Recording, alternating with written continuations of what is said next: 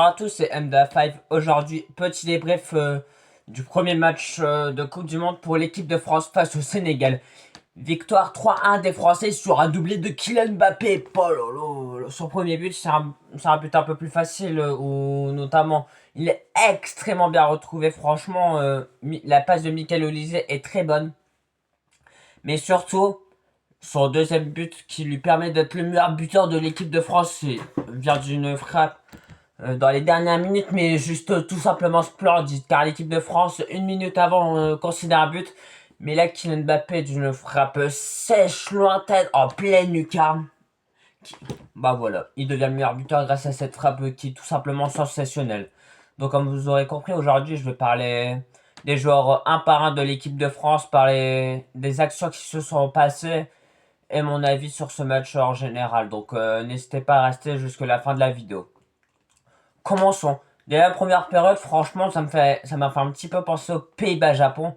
Car le match, clairement, je ne vais pas vous mentir, il était ennuyant en première période. Les Sénégalais arrivent quand même à se créer 5 frappes où notamment, je me rappelle la frappe de Nicolas Jackson qui est parfaitement bien faite, qui trouve le poteau et après ça touche la tête de Mike Mignon. À un moment, je me suis dit, oh non, il va quand même pas marquer contre son camp, mais heureusement que non. Donc franchement, rien que ça, merci Mike Mignon pour avoir empêché le premier but sénégalais de la première période.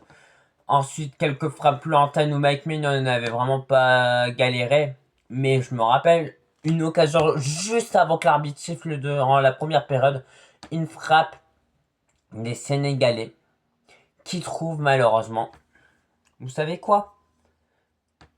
Ah là, aïe aïe. Le Sénégalais, il est tout seul devant Mike Mignon au point de penalty. Il arrive à se louper et à l'envoyer au-dessus. À ce moment-là, je me dis, ça y est. Je crois que c'était Ndiaye, je ne me rappelle plus vraiment le joueur qui a fait cette erreur, qui n'a pas cadré. Mais franchement, il était tout seul face au gardien. Certes, c'est une passe comme ça, qui passait comme ça. Et après, il a fait ça, au lieu de vraiment tirer droit et de cadrer. Donc franchement, l'équipe de France a eu de la chance en première période parce que nous, on n'avait même pas une frappe cadrée, on n'avait qu'une seule frappe et c'était l'occasion de Youssouf Dembélé qui a été contré par un défenseur central sénégalais. Donc c'est pour vous dire franchement qu'on a été inefficace durant la première période. Il y a quelques joueurs qui ont fait des contrôles dégueulasses comme Kylian Mbappé. La première période, franchement, elle était difficile. On lui envoyait un ballon en profondeur. Lui, il pensait qu'il allait la recevoir sur le pied. Euh, Même lorsqu'il partait en contre, il faisait des contrôles hasardeux. Franchement, en première période, je me suis dit, c'est pas le Kylian qu'on connaît en Coupe du Monde. Mais heureusement, il s'est pardonné durant la seconde période. Parce que ces contrôles, ces passes à Kiev, franchement, elles n'étaient pas dangereuses. Euh, mais franchement, le match de Dayo Upamecano, franchement, il est qu'à applaudir parce que les Sénégalais ils aimaient bien lancer Nicolas Jackson en profondeur et qu'il utilise sa vitesse. Mais franchement, Upamecano avec ses tacles, ses interceptions, franchement, le match de Dayo Upamecano, il est tout simplement splendide, magnifique. Franchement, félicitations à Dayo Upamecano pour son match. Franchement, Saliba et Dayo Upamecano ont été très solides dans ce match. Euh, Théo Hernandez, je trouvais qu'il avait fait une première période plutôt assez moyenne parce qu'offensivement il apportait quelque chose, mais défensivement c'était encore difficile de sa part. Jules Koundé, match compliqué de sa part malgré que c'était l'élément clé pour lancer les attaquants en profondeur. Et franchement, le milieu de terrain, certes, ça lançait pas des balles en profondeur, mais franchement, interception de balles.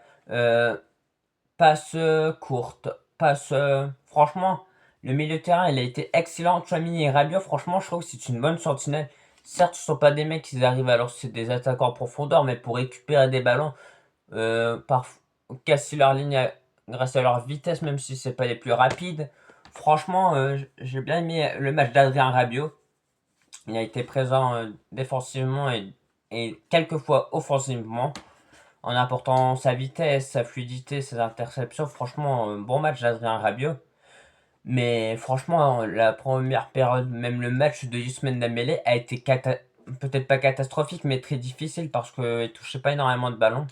Et après, on peut pas leur vouloir car il jouait quand même au rôle de numéro 10, alors que vraiment son poste pour moi, c'est faux numéro 9 comme il nous l'a prouvé cette saison par Saint-Germain. Mais quand même, Ousmane Dembélé, tu dois faire mieux pour un mec qui a remporté le Ballon d'Or avec sa nation. Il est toujours pas intéressant, je trouve. Michael Olise, franchement, excellent match de sa part. Donc, en première période, on l'a énormément trouvé, je trouve, avec des passes intéressantes et retours défensifs comme il avait fait face à l'Irlande du Nord, toujours aussi intéressantes. Donc, franchement, la première période, il y a peut-être un ou deux Français qui n'étaient pas à la hauteur. Mais sinon, la première période, certes, en on n'arrivait pas à mettre du danger et chaque passe qu'on faisait, soit elles étaient trop fortes ou soit elles étaient mal contrôlées. Donc franchement, on manquait de lucidité en première période et de, pas de talent, mais de, comment dire, de chance, si on peut appeler ça comme ça. Maintenant, parlons de la seconde période. Didier Deschamps, je pense qu'il a voulu rapprocher Kylian Mbappé et Michael Olise, car en seconde période, ça a très bien fonctionné, je trouve. Et franchement, dès le début de la seconde période, on arrivait à se trouver des occasions.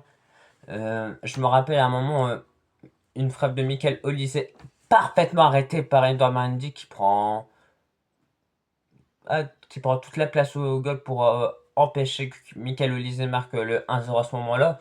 Une frappe de Kylian aussi qui était très bonne et encore une fois arrêtée par le gardien. Mais il a fallu d'un électrochoc de c'était, je crois que c'était Michael Olise qui a lancé Kylian Mbappé et Kylian Mbappé d'une lucidité sans pareil arrivé à marquer un beau but. Franchement, à ce moment-là, il est à égalité de but avec Olivier Giroud. Je dis félicitations à Kylian pour ce but. Mais quelques secondes après, Nicolas Jackson arrive à marquer un but qui est largement hors jeu. Donc on est un peu plus rassuré malgré tout, malgré qu'on l'avait vu avant qu'il marque le hors jeu. Mais on se disait, faut faire gaffe au cas où si le Sénégal arrive à faire quelque chose. Ensuite, Ousmane Dembélé se fait remplacer. Encore quelques bonnes actions des Français. Et l'entrée de Bradley Barcola, elle est incroyable parce que dire qu'il rentre 1 ou 2 minutes après, il est trouvé sur une magnifique passe d'Adrien Rabiot. Franchement, la passe d'Adrien Rabiot a été très bonne et Barcola, il est souvent reproché pour son manque d'efficacité, mais là, il a réussi à faire un lob qui était tout simplement splendide, magnifique, qui permet à l'équipe de France de respirer et de gagner 2-0. Donc franchement, merci pour ton beau but, Bradley Barcola. Mais voilà. Euh, Vers la fin du match, le sélectionneur sénégalais décide de rentrer Ibrahim Mbaye qui a fait une entrée tout simplement réussie. Car il marque notamment un beau but où il élimine Théo Hernandez et reste au sol. Je me dis, même s'il aurait pris quelque chose, une pieuvre ou un balai carrément pour essayer de le toucher, il était passé pour vous dire à quel point Théo Hernandez était loin de l'action malgré que c'était sur son côté. Franchement, Ibrahim Mbaye, il a fait du sale à Théo Hernandez. Hein. Il a pris du temps à se relever, le pauvre Théo. Et Mec Maignan, il n'est pas excuse de tout reproche parce que Mec Maignan la touche de ses mains. Il part à gauche, mais au final, l'action est à droite, mais ça touche quand même Mec Maignan. Donc franchement, c'est une erreur de Théo Hernandez et surtout de Mec Maignan qui ne couvre pas assez son but. Mais Mbappé, on le voyait dès que les Sénégalais ils ont marqué, il a fait doucement les Français. N'ayez pas peur, je vais montrer tout mon talent. Parce que le coup d'envoi est lancé juste après le but. Et franchement, Kylian Mbappé arrive à avoir la balle. Et 30 secondes après le but sénégalais, il envoie d'une frappe sèche, soudaine, exceptionnelle. En pleine lucarne, Kylian Mbappé, franchement, une action majestueuse. Donc franchement, on peut pas lui en vouloir là-dessus, je trouve. Et franchement, bon match de Kylian Mbappé, malgré qu'en première période, il était catastrophique dans ses appels de balles, pas bon, dans ses contrôles pas bons. Heureusement qu'il y a ces 2 buts qui viennent le sauver. Donc je vais parler du 11 et de certains joueurs qui sont plus entrés. Mike Maignan, franchement, il n'avait pas énormément d'occasions à faire. Certes, il a réussi à arrêter la frappe de Nicolas Jackson où ça revient sur sa tête. Il a failli marquer contre son camp. Mais heureusement, c'est touché en corner. Mais comme je vous ai dit, je prends un but clairement évitable de la part d'Ibrahim Mbaye. Donc pour moi, il a fait un mauvais match, Mike Maignan. Théo Hernandez, Franchement, match délicat de sa part parce que, comme je vous ai dit, offensivement, il pouvait être bon, mais franchement, ce que Ibrahim Mbaye lui fait pour Lolo, franchement, rien que pour ça, il a été médiocre durant ce match. La défense, franchement, très solide. William Saliba, certes, on l'a un peu moins vu Copa Mécano, mais il a su être efficace et intercepter quelques beaux ballons, notamment sur des duels aériens comme Dayo Upamecano. Franchement, les deux défenseurs centraux, ils ont fait un match solide. Jules Koundé, vraiment un match moyen, voire un peu difficile de sa part. Donc, j'attends de voir le vrai niveau de Jules Koundé qu'il avait la saison dernière au FC Barcelone. La sentinelle, comme je vous ai dit, Tchouaméni et Adrien Rabiot, j'ai trouvé qu'ils avaient fait un bon match.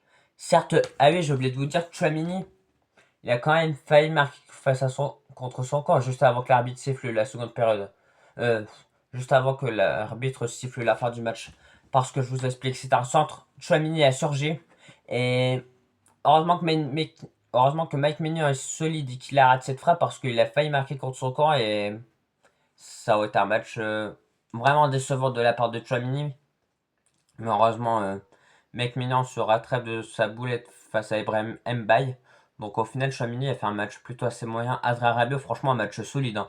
Interception pour passe décisive pour Bradley Barco. Là, franchement, bon match d'Adrien Rabiot. Ousmane Dembélé, comme je vous ai dit, inexistant. On l'a vu peut-être toucher un ou deux ballons à la limite et c'est tout. Et donc vraiment match décevant de la part de Ousmane. L'ailier gauche Désiré Doué, j'ai plutôt assez bien aimé son activité balle au pied sans, car ça se voit que Désiré Doué ne relâche pas ses efforts. Kylian Mbappé, heureusement qu'il y a ces deux buts qui viennent lui sauver de son match qui était plutôt assez difficile. Et à droite, Michael Olise, match extrêmement solide de sa part avec des dribbles, franchement match excellent de la part de Michael Olise. Donc voilà, mon débrief est fini. C'était vraiment pour vous parler en détail du match de l'équipe de France face au Sénégal. La Norvège s'impose 4-1 face à l'Irak. Donc pour l'instant, la Norvège reste premier et je suis pressé du match France-Norvège. Mais en tout cas, si vous avez bien aimé la vidéo, n'hésitez pas à liker et à vous abonner pour suivre plus de contenu de l'équipe de France et de la Coupe du Monde. Je compte sur vous. Merci à vous, c'était Mdafaï, la famille.